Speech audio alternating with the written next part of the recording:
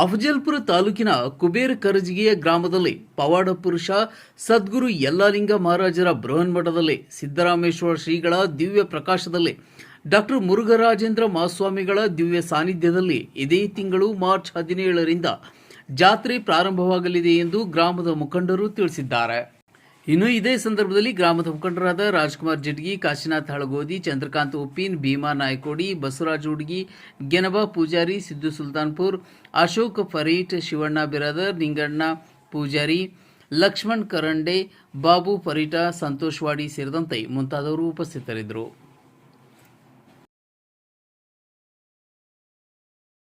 ಪ್ರತಿ ವರ್ಷದಂತೆ ಜರುಗಲಿರುವ ಜಾತ್ರಾ ಮಹೋತ್ಸವದ ಅಂಗವಾಗಿ ಹಮ್ಮಿಕೊಂಡಿರುವ ಈ ಕಾರ್ಯಕ್ರಮದ ಎಲ್ಲ ಭಕ್ತಾದಿಗಳಿಗೆ ಅಭಿನಂದನೆಗಳನ್ನು ಸಲ್ಲಿಸಿ 17ನೇ ತಾರೀಕಿಗೆ ಮೆರವಣಿಗೆ 18 ಭವ್ಯವಾದ ಮೆರವಣಿಗೆಯೊಂದಿಗೆ ತೇರ ಜಾಮುವುದು,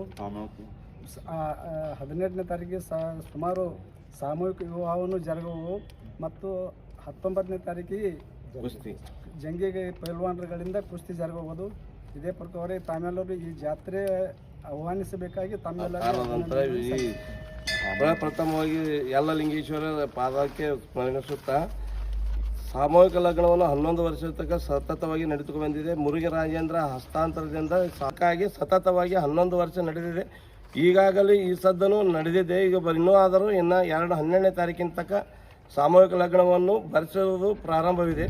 ಯಾರಾದರೂ ಬಂದು ಬರೆಸೋರಿದ್ದರು ಅಂದ್ರೆ ಬಂದು ಬರೆಸಬೇಕು. ಅವು ಎಷ್ಟೇ ಆಗಲಿ ಸತತವಾಗಿ ನಾವು 11 ವರ್ಷವಾಗಿ ರಾಜ್ಕುಮಾರ್ ಜಿಡ್ಗಿಯವರು 11 ವರ್ಷವಾಗಿ ಸತತವಾಗಿ ಗೊಂಡು ಕಾಲುಂಗುರಿ ಸೇವೆಯನ್ನು ಮಾಡುತ್ತಾ ಬಂದೀನಿ. ಎಲ್ಲ ಲಿಂಗೇಶ್ವರ ಆಶೀರ್ವಾದದಿಂದ ಮುರುಘರಾಜೇಂದ್ರರ ಸಾನ್ನಿಧ್ಯದಲ್ಲಿ ಇದನ್ನು ಜಾತ್ರೆ ಸಮಾರಂಭವನ್ನು ನಡೆಸಿಕೊಟ್ಟು ಬಂದಿದ್ದೇವೆ. ಮುತ್ಯಾನ ಜಾತ್ರೆ 17, 18, 19 ತಾರೀಕಿನಂದು 3 ದಿನಗಳ ಕಾಲ ಬಹು ವಿಜೃಂಭಣೆಯಿಂದ ನೆರವೇರುತ್ತದೆ ಮತ್ತು 18ನೇ ತಾರೀಕು ಸಾಮೂಹಿಕ ವಿವಾಹ ಇರುತ್ತದೆ.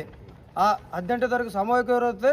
ಕೊನೆಯ ದಿನ 12ನೇ ತಾರೀಕು ಯಾರಾದರೂ ಇಚ್ಛೆಯಿಂದ ಸಾಮೂಹಿಕ ವಿವಾಹ ಮಾಡಿಕೊಳ್ಳೋರಿದ್ದರೆ, ನೋಂದಣಿ ಮಾಡುವವರಿದ್ದರೆ 12ನೇ ತಾರೀಕಿನಂದು ಅದರ ಒಳಗಡೆ ನೋಂದಣಿ ಮಾಡಬೇಕಾಗಿ ಕೇಳಿಕೊಳ್ತೀವಿ.